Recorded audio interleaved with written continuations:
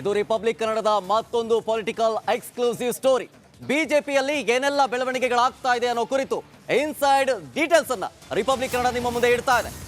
Lok Sabha election ನಲ್ಲಿ ಗೆದ್ದೇ ಗೆಲ್ಲಬೇಕು, 28ಕ್ಕೆ 28 ಸೀಟ್ಗಳನ್ನ ಗೆಲ್ಲಬೇಕು ಅಂತ ಹೇಳಿ ತಯಾರಿ ನಡ್ಕೊಳ್ತಾ ಇದ್ರೆ, ಮತ್ತೊಂದು ಕಡೆ ಸದ್ಯದಲ್ಲೇ ರಾಜ್ಯ ಬಿಜೆಪಿ ಉಸ್ತುವಾರಿ ಬದಲಾವಣೆ ಆಗೋ ಸಾಧ್ಯತೆ ದಟ್ಟವಾಗಿ ಕಾಣಿಸ್ತಾ ಇದೆ.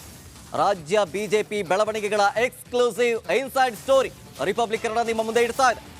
ಇವತ್ತಿನ ರಾಜ್ಯ ಬಿಜೆಪಿ ಕಾರ್ಯಕಾರಿಣಿಗೆ ಅರುಣ್ ಸಿಂಗ್ ಗೈರಾಗ್ಲಿಕ್ಕಿದ್ದಾರೆ. ಅರುಣ್ ಸಿಂಗ್ ಬದಲು ಕೇಂದ್ರ ಸಚಿವ ಭೂಪೇಂದ್ರ ಯಾದವ್ ಭಾಗಿಯಾಗ್ತಾ ಇದ್ದಾರೆ. ಇದು ಉಸ್ತುವಾರಿ ಬದಲಾವಣೆಯ ಸೂಚನೆ ಅಂತ ಆಪ್ತ ಮೂಲಗಳು ಹೇಳ್ತಾ ಇದೆ. ವಿಧಾನಸಭಾ ಚುನಾವಣೆ ಸೋಲಿನ ಬಳಿಕ ಅರುಣ್ ಸಿಂಗ್ ಯಾಕೋ ಸೈಲೆಂಟ್ ಆಗ್ಬಿಟ್ರು, ತೆರೆಮರೆ ಸರಿದು ಬಿಟ್ರು. ಜಗದೀಶ್ ಶೆಟ್ಟರ್ ಪಕ್ಷಕ್ಕೆ ಮರು ಸೇರ್ಪಡೆಗೂ ಕೂಡ ಗಮನಿಸಿರಬಹುದು ಅರುಣ್ ಸಿಂಗ್ ಅವರು ಗೈರಾಗಿದ್ರು.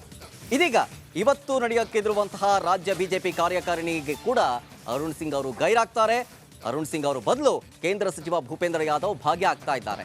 ಈ ಎಲ್ಲ ಬೆಳವಣಿಗೆಗಳನ್ನ ನೋಡ್ತಾ ಇದ್ರೆ ಸದ್ಯದಲ್ಲೇ ರಾಜ್ಯ ಬಿಜೆಪಿ ಉಸ್ತುವಾರಿ ಬದಲಾವಣೆಯಾಗುವಂತಹ ಎಲ್ಲಾ ಲಕ್ಷಣಗಳು ಕಾಣಿಸ್ತಾ ಇದೆ. ಪ್ರಮುಖವಾಗಿ ವಿಧಾನಸಭಾ ಎಲೆಕ್ಷನ್ ಅನ್ನ ಗಮನಿಸಬಹುದು. ವಿಧಾನಸಭಾ ಎಲೆಕ್ಷನ್ ಅಲ್ಲಿ ಕರ್ನಾಟಕದಲ್ಲಿ ಹೀನಾಯ ಸೋಲು ಕಂಡು ಬಿಜೆಪಿ ಹಾಲಿ ಕ್ಷೇತ್ರಗಳನ್ನು ಕೂಡ ಕಳ್ಕೊಳ್ತು. ಅದಾದ ಮೇಲೆ ಪಕ್ಷ ಬಿಟ್ಟು ಹೋದವರು ಕೂಡ ಸುಮಾರು. ಹೀಗಾಗಿ ಈ ರೀತಿಯ ಬೆಳವಣಿಗೆಗಳಾಗ್ತಾ ಇದ್ದಂತೆ ಇದೀಗ ಮತ್ತೊಂದು ಟ್ವಿಸ್ಟ್ ಅನ್ನುವಂತೆ ಬಿಜೆಪಿಗೆ ಹೋದವರೆಲ್ಲ ವಾಪಸ್ ಬರ್ತಾ ಇದ್ದಾರೆ ಅನ್ನೋ ಮಾತು. ಅದಕ್ಕೆ ಪುಷ್ಟಿ ನೀಡುವಂತೆ ಜಗದೀಶ್ ಶೆಟ್ಟರ್ ಅವರು ಬಿಜೆಪಿಗೆ ಸೇರ್ಪಡೆಯಾಗಿದ್ದು, ಇವರು ಆಗ್ತಾ ಇದ್ದಂತೆ ಇನ್ನಷ್ಟು ಹೆಚ್ಚು ಜನ ಬಿಜೆಪಿ ಬರ್ಲಿಕ್ಕಿದ್ದಾರೆ ಅಂತೇಳಿ ಮತ್ತೊಂದು ರಾಜ್ಯ ರಾಜಕೀಯ ಪಡಸಾಲಿಗೆಯಲ್ಲಿ ಕೇಳಿ ಬರ್ತಾ ಇರೋದು. ಈ ಎಲ್ಲ ಬೆಳವಣಿಗೆಗಳ ಮಧ್ಯೆ ಇವತ್ತು ಬಿಜೆಪಿ ಕಾರ್ಯಕಾರಿಣಿ ಸಭೆ ನಡೀತಾ ಇದೆ. ಈ ಸಭೆಗೆ ಅರುಣ್ ಸಿಂಗ್ ಅವರು ಗೈರಾಗ್ತಾ ಇದ್ದಾರೆ. ಸೊ ಈ ಬೆಳವಣಿಗೆ ನೋಡ್ತಾ ಇದ್ರೆ ಸದ್ಯದಲ್ಲೇ ಇನ್ನೇನು ಕೆಲವೇ ದಿನಗಳಲ್ಲಿ ರಾಜ್ಯ ಬಿಜೆಪಿ ಉಸ್ತುವಾರಿ ಬದಲಾವಣೆ ಆಗುವಂತಹ ಎಲ್ಲಾ ಲಕ್ಷಣಗಳು ಕಾಣ ಸಿಗ್ತಾ ಇದೆ. ಈ ವಿಚಾರಕ್ಕೆ ಸಂಬಂಧಪಟ್ಟಂತೆ ರಿಪಬ್ಲಿಕ್ ಕನ್ನಡಕ್ಕೆ ಉನ್ನತ ಮೂಲಗಳು ಮಾಹಿತಿ ಕೊಡ್ತಾ ಇವೆ.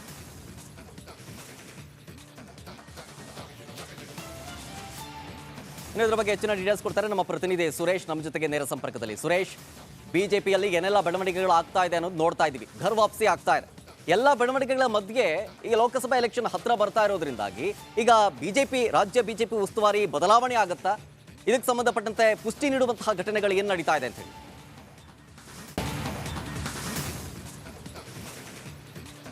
ಶರತ್, ಕಳೆದ ವಿಧಾನಸಭಾ ಚುನಾವಣೆಯ ಬಳಿಕ ಏನು ಒಂದಷ್ಟು ಸೋಲು ಜೊತೆಗೆ ಒಂದಷ್ಟು ಪಕ್ಷ ಹೀನಾಯವಾಗಿ ಅಂದರೆ ಕುಗ್ಗುವಂತಹ ಪರಿಸ್ಥಿತಿ ಬಂತು. ಇದರಿಂದಾಗಿ ಹೈಕಮಾಂಡ್ ಕೂಡ ಎಚ್ಚೆತ್ತುಕೊಂಡಿದ್ದು ಇದನ್ನು ಮತ್ತೆ ಬಿಜೆಪಿಯನ್ನು ಪುಟಿದೇಳುವಂತೆ ಮಾಡುವಂತಕ್ಕೆ, ಜೊತೆಗೆ ಕಾರ್ಯಕರ್ತರಲ್ಲಿ ಹೊಸ ಉತ್ಸಾಹ ತುಂಬುವ ನಿಟ್ಟಿನಲ್ಲಿ ಒಂದು ಏನು ರಾಜ್ಯಕ್ಕೆ ಹೊಸ ಉಸ್ತುವಾರಿಯನ್ನು ಬಿಜೆಪಿ ಉಸ್ತುವಾರಿಯನ್ನು ನೇಮಿಸಬೇಕು ಅನ್ನೋ ಚಿಂತನೆಯಲ್ಲಿ ಹೈಕಮಾಂಡ್ ಇರ್ತಕ್ಕಂಥದ್ದು. ಈ ಹಿಂದೆ ಇದ್ದಂತಹ ಅರುಣ್ ಸಿಂಗ್ ಏನಿದ್ದಾರೆ ಅಂದರೆ ಹಾಲಿ ಅರುಣ್ ಸಿಂಗ್ ಅವರ ಬದಲಾಗಿ ಕೇಂದ್ರ ಸಚಿವರಾಗಿರ್ತಕ್ಕಂತಹ ಭೂಪೇಂದ್ರ ಯಾದವ್ ಅವರನ್ನ ರಾಜ್ಯ ಬಿಜೆಪಿ ಉಸ್ತುವಾರಿಯಾಗಿ ನೇಮಿಸುವಂತಹ ಸಾಧ್ಯತೆಗಳು ದಟ್ಟವಾಗಿರ್ತಕ್ಕಂಥದ್ದು. ಜೊತೆಗೆ ತಮಗೆ ಈಗಾಗಲೇ ಹೇಳಿರುವಂತೆ ಇವತ್ತಿನ ಕಾರ್ಯಕಾರಿಣಿ ಸಭೆ ಏನಿದೆ, ಇವತ್ತು ಕಾರ್ಯಕಾರಿಣಿ ಸಭೆಗೆ ರಾಜ್ಯ ಬಿಜೆಪಿ ಉಸ್ತುವಾರಿ ಅರುಣ್ ಸಿಂಗ್ ಅವರು ಇವತ್ತು ಉದ್ಘಾಟನೆಯನ್ನು ಮಾಡಬೇಕಿತ್ತು. ಆದರೆ ಇವತ್ತು ಅವರ ಬದಲಾಗಿ ಹೈಕಮಾಂಡ್ ಕೇಂದ್ರ ಸಚಿವರಂಥ ಭೂಪೇಂದ್ರ ಯಾದವ್ ಅವರನ್ನ ಕಳಿಸ್ತಾ ಇರ್ತಕ್ಕಂಥದ್ದು. ಸೊ ಇದೆಲ್ಲವನ್ನು ನೋಡೋದಾದರೆ ಇನ್ನು ಹೈಕಮಾಂಡ್ ಮಟ್ಟದಲ್ಲಿ ಜಗದೀಶ್ ಶೆಟ್ಟರ್ ಅವರು ಏನು ಮತ್ತೆ ಬಿಜೆಪಿಗೆ ಮರು ಸೇರ್ಪಡೆ ಆದರು. ಅವತ್ತು ಕೂಡ ಪಕ್ಷ ಮರು ಸೇರ್ಪಡೆ ವೇಳೆ ಕೂಡ ವರಿಷ್ಠರ ಮುಂದೆ ಕೇವಲ ಭೂಪೇಂದ್ರ ಯಾದವ್ ಸೇರಿದಂತೆ ಕೆಲ ಹಿರಿಯ ನಾಯಕರು ಯಡಿಯೂರಪ್ಪ ಅವರು ಇದ್ರ ಬಿಟ್ಟರೆ ಅಲ್ಲಿ ಅರುಣ್ ಸಿಂಗ್ ಅವರು ಕೂಡ ಕಾಣಿಸ್ಕೊಂಡಿಲ್ಲ. ಅಂದರೆ ಎಲ್ಲ ಒಂದು ಕಡೆ ರಾಜ್ಯ ಬಿಜೆಪಿಯಿಂದ ಒಂದಷ್ಟು ಅಂತರವನ್ನು ಕಾಯ್ಕೊಂಡಿದ್ದಾರೆ ಈಗಾಗಲೇ ಅರುಣ್ ಸಿಂಗ್ ಅವರು. ಇದು ಹೈಕಮಾಂಡ್ ಸೂಚನೆ ಇರಬಹುದು ಅಂತಕ್ಕಂಥದ್ದು ರಾಜ್ಯ ಬಿಜೆಪಿಯ ಉನ್ನತ ಮೂಲಗಳಿಂದ ರಿಪಬ್ಲಿಕ್ ಕನ್ನಡಕ್ಕೆ ಸಿಕ್ಕಿರುವಂತಹ ಮಾಹಿತಿ. ಮುಂದಿನ ಲೋಕಸಭಾ ಚುನಾವಣೆ ನಿಟ್ಟಿನಲ್ಲಿ ಅತಿ ಹೆಚ್ಚು ಸೀಟ್ಗಳನ್ನು ಗೆಲ್ಲುವ ನಿಟ್ಟಿನಲ್ಲಿ ಈಗಾಗಲೇ ಸಾಕಷ್ಟು ಕಾರ್ಯತಂತ್ರಗಳನ್ನು ಅಂದಿರ್ತಕ್ಕಂಥ ಹೈಕಮಾಂಡ್ ಕೂಡ ಇದಕ್ಕೆ ನೇರವಾಗಿ ಇನ್ವಾಲ್ವ್ ಆಗಿರ್ತಕ್ಕಂಥದ್ದು. ಸೊ ಇದೆಲ್ಲವನ್ನು ನೋಡ್ತಾನೆ ಮುಂದಿನ ದಿನಗಳಲ್ಲಿ ಪಕ್ಷವನ್ನು ಮತ್ತಷ್ಟು ಸಮರ್ಥವಾಗಿ ಮತ್ತು ಸಾಕಷ್ಟು ಸಲಹೆ ಸೂಚನೆಗಳನ್ನು ಕೊಟ್ಟು ಪಕ್ಷವನ್ನು ಬಲಿಷ್ಠಗೊಳಿಸುವ ನಿಟ್ಟಿನಲ್ಲಿ ರಾಜ್ಯಕ್ಕೆ ಒಬ್ಬ ಸಮರ್ಥ ಉಸ್ತುವಾರಿ ಬೇಕು ಅಂತ ನಿಟ್ಟಿನಲ್ಲಿ ಹೈಕಮಾಂಡ್ ಕೂಡ ಚಿಂತನೆ ನಡೆಸಿರ್ತಕ್ಕಂಥದ್ದು. ಈ ನಿಟ್ಟಿನಲ್ಲೇ ಈಗ ಭೂಪೇಂದ್ರ ಯಾದವ್ ಅವರೇ ರಾಜ್ಯಕ್ಕೆ ಬಿಜೆಪಿ ಉಸ್ತುವಾರಿ ಆಗಿ ನೇಮಿಸುವಂತಹ ಸಾಧ್ಯತೆಗಳು ದಟ್ಟವಾಗಿರ್ತಕ್ಕಂಥದ್ದು.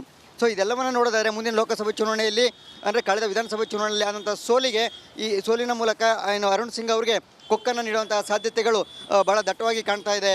ಶರತ್, ಥ್ಯಾಂಕ್ ಯು ಸುರೇಶ್ ಡೀಟೇಲ್ಸ್ಗಾಗಿ.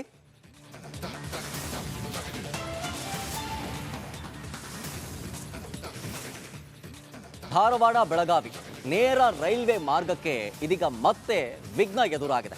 ರೈಲು ಓಡಾಡೋದಿರಲಿ, ಅಲ್ಲಿ ರೈಲು ಹಳಿ ನಿರ್ಮಾಣವಾಗೋದೇ ಡೌಟು ಅಂತ ಹೇಳಲಾಗ್ತಾ ಇದೆ. ಮೊದಲ ಹಂತದ ಕಾಮಗಾರಿಗೆ ಸ್ವತಃ ಗ್ರಾಮಸ್ಥರೇ ವಿರೋಧವನ್ನು ವ್ಯಕ್ತಪಡಿಸ್ತಾ ಇದ್ದಾರೆ. ಯಾಕೆ ಅನ್ನೋ ಕುರಿತು 1 ಮಿನಿಟ್ ರಿಪೋರ್ಟ್ ಇದೆ, ಬನ್ನಿ ನೋಡೋಣ. ಕಳೆದ 2-3 ವರ್ಷಗಳಿಂದ ಕುಂಟುತ್ತಲೇ ಬಂದಿರುವಂತ ಧಾರವಾಡ ಬೆಳಗಾವಿ ನೇರ ರೈಲ್ವೆ ಮಾರ್ಗಕ್ಕೆ ಈಗ ಮತ್ತೊಂದು ವಿಘ್ನ ಎದುರಾಗ್ತಾ ಇದೆ.